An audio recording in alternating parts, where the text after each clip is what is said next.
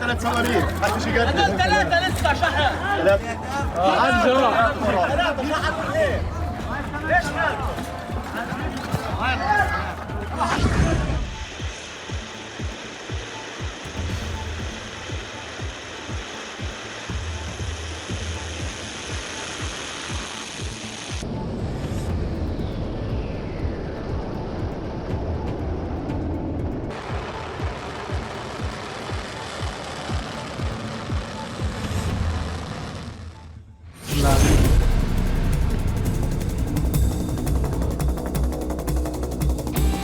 Viral di media sosial, pesawat tempur Sukhoi milik TNI Angkatan Udara tergelincir di Bandara Internasional Sultan Hasanuddin.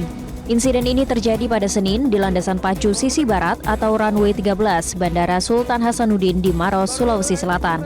Dari video yang beredar, terlihat pesawat tempur ini dalam posisi menukik di ujung landasan. Pagar runway telah dipasangi spanduk putih untuk menutupi pandangan dari pengendara jalan. Pesawat juga dalam proses penanganan oleh pihak terkait. Kepala Dinas Penerangan TNI AU Marsma TNI Nyoman Suatnyana mengatakan seluruh awak dalam kondisi aman.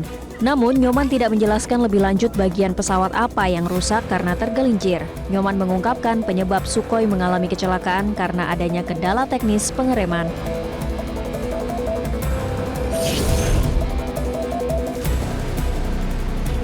Satlantas Polrestabes Surabaya menetapkan pengemudi mobil SUV sebagai tersangka kecelakaan lalu lintas yang mengakibatkan satu orang meninggal dunia. Penetapan tersangka ini dilakukan setelah penyidik Satlantas Polrestabes Surabaya melakukan pemeriksaan terhadap pengemudi wanita berinisial ENR. Polisi menyebut tersangka dalam pengaruh minuman keras saat mengemudi. Berdasarkan kronologi kejadian, tersangka menabrak mobil taksi listrik yang terparkir di Jalan Taman Apsari. Namun bukannya berhenti, tersangka melajukan mobilnya ke Jalan Gubernur Suryo dan menabrak seseorang hingga meninggal dunia.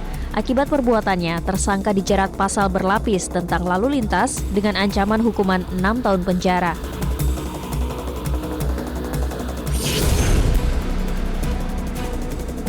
Gubernur Jakarta Pramono Anung menegur langsung jajaran di bawahnya pasca viral rombongan mobil yang melintas di kawasan Car Free Day Sudirman Tamrin, Jakarta pada 23 Agustus kemarin.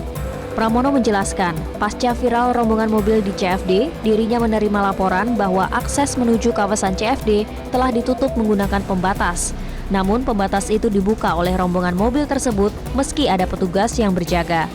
Petugas Dinas Perhubungan yang berjaga di kawasan SCBD menghalau rombongan kendaraan dan mengarahkan kendaraan keluar dari kawasan CFD melalui akses SCBD. Pemprov DKI Jakarta akan mencari tahu siapa identitas rombongan tersebut. Pramono juga mengaku telah menegur petugas yang ada di lapangan saat itu agar bertindak tegas.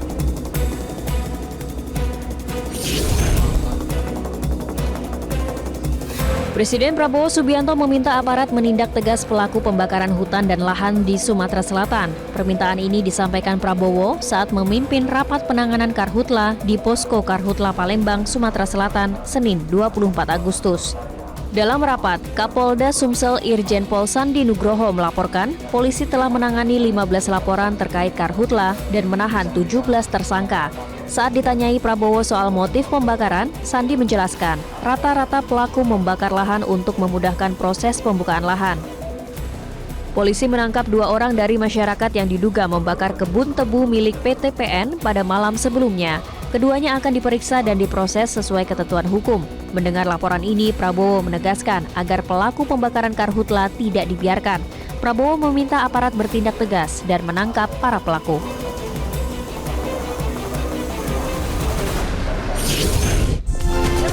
Cara baru mendapatkan informasi. Download Metro TV Extend sekarang.